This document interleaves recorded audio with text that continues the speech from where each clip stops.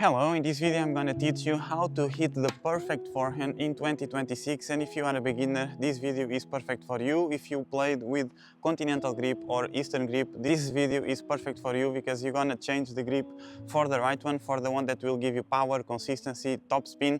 That is all you want, and also you're gonna start playing with a much more aggressive and powerful forehand, and in the end you're gonna win much more points. This video is part of a playlist where I'm gonna cover much more about forehand, about footwork, about top spin, about low and high balls, how you can improve your forehand. So if you like this video and if you wanna really improve your forehand, save this playlist, share with your friends, and stay for the next video. So the first thing you need to start understanding when you play tennis is that forehand is the most important shot for 99.99% of the tennis players, because serve is really important, is really powerful and can dominate the game, but only for those who are really strong. Professional players can play really aggressive and make a huge difference with the serve. For you and many of us, including me, forehand is going to be the shot that dominate, because even if you serve underarm, you will see that you can beat most of the tennis players if you have a really powerful baseline game and a really powerful forehand.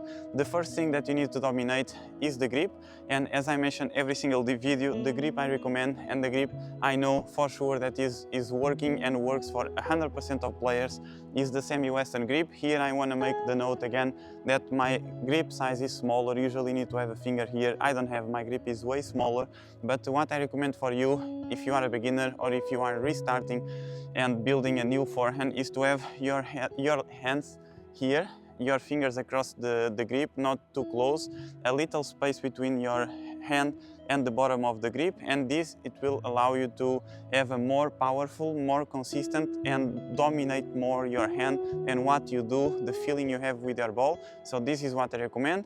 Then you need to understand that technique is really important, and we're gonna cover this, all the technical aspects, but you cannot work on technique without working on your footwork. So what I do is I mix footwork and technique at the same time. You can do another option, that is to work your footwork first with a medicine ball and then add the technique, and you will play much better. What you cannot do and what I don't recommend is to work on your technique without focusing on your legs, because tennis is a game played on your legs. So if you really want to play a powerful forehand, let's go, let's start.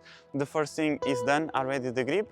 And even before I go to the first footwork and the technique, I want to say that once you start to play with the semi-western grip, you will miss more in the beginning. The process can take a little longer, but will be much better, and you will have much more results, maybe in 1 week, maybe in 2 weeks, maybe in a month, or maybe in 6 months, depends on your effort and what you believe in this methodology on you. So I really recommend this, and I know for sure that will work for you. The first thing is the footwork, and as I always say, I always like to start on the baseline, because the baseline you have the reference for the first step, that is always with your right leg, while if you stay and if you start in this area of the court or inside of the court, sometimes you go right, sometimes you go a little bit more to the front, sometimes you step back, and this step is really important and is the first one. So the first thing you need to learn on your forehand is to do, I'm going to talk about the split step later, but this part here, but for now I want to talk about the first step here. So when you are here, you do one step here, and at the same time you do the first step, you rotate your shoulders and you keep your hand in this position, and you will understand in a few seconds why this position, why not this, or why not here. So I can say now, when you do one, you need to make sure, and you need to stop every time you do this position and make sure you have your grip in this position. And if you see when you are in the first position that you have these wrinkles here, you are already wrong, and you can adjust yourself and you can put the right grip. So this first position is really important for you to have a reference, for you to start learning, for you to get used to the grip, and for you to don't lose the grip while you are still learning. And even if you are playing with friends, which I don't recommend in the beginning, but if you still want to play with friends, when you do the first step and if you stop the racket, you make sure you have the grip. And then another reference I give is when you finish the shot, you always finish imagining you answer the phone with the racket facing the opposite fence. So basically you start here, you will play, and you finish here with the hand holding. And also most of you will do this, you start here, you change the grip, you play with continental grip, and then because you play with continental grip or Eastern, you will finish with the racket like that. So if you finish like this, I already know you change the grip, and then we correct again and we start again. This is the process, and this will help you. Understand that when you start the journey, you do one technique and then you adapt for later once the speed comes to your game. Also, once you need to play with more dynamic footworks, you need to adapt your technique. For example, I play and I finish here most of the times. My hand is completely relaxed, I don't answer the phone. I do this, many players do that, but now you are starting, now you are learning from zero, and this is the methodology that works. You can test yourself. Then, even before I go to the footwork, you need to accept that once you do this technique, you're really gonna miss way more, and your basic mistakes and most common are balls straight to the net, and then balls straight or completely out of the court, and balls deep down to the net. And this because if you play and you take your eyes out of the ball too early, you're gonna open the head of the racket, the ball starts to go immediately out. If you play slow, the ball don't even go over the net, so you're gonna start to miss more to the net. And if you take this hand out too early, you're gonna miss down to the net. So accept that this is normal. I'm gonna teach you how you can fix this, how you can correct some of these mistakes, not with drills, but more with feedbacks.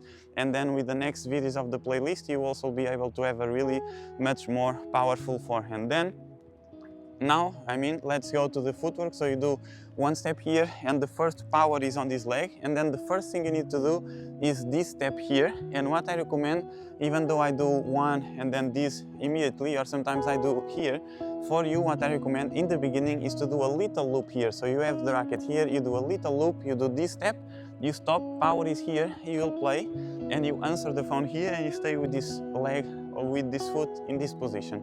Then you do 1, 2, you play and you stay. Then I'll show you, I need more balls. Then you do the second progression, that is 1 here, 2, double step, play and stay. And then the last one, you introduce the recover, 1, 2, double step, you play, and then you do the recover here, 1, 2, split step. Notice here, when you do the split step, you always need to have the semi-western grip ready. So you start here, notice here, you will finish. I'm gonna answer the phone as a beginner, and then 1, look at my racket, 2, split step, and then you do the first position again. About the split step is this movement here, and this you do a few seconds or milliseconds before your opponent hits the ball, and is used for you to have reaction to reach any ball. If they do short balls, if they do wide balls, if they do too fast, after this you'll be able to react much quicker and much faster, so it's gonna help you in that situation. And also remember to be always low when you play, so you always need to be here. You cannot play tennis like this, you need to be low. 1, you play, you stay low, you recover, and you stay low all the time. And remember, split step is not with flat foot as I did right now, it's on your toes, okay, and with the wide base here, okay, this.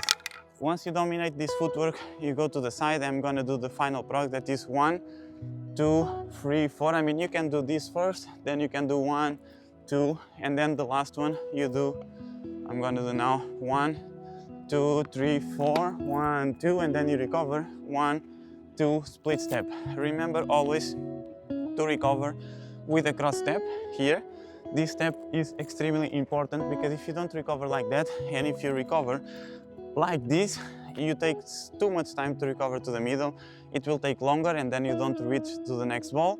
Remember, forehand is a cycle that starts and finishes with the split step.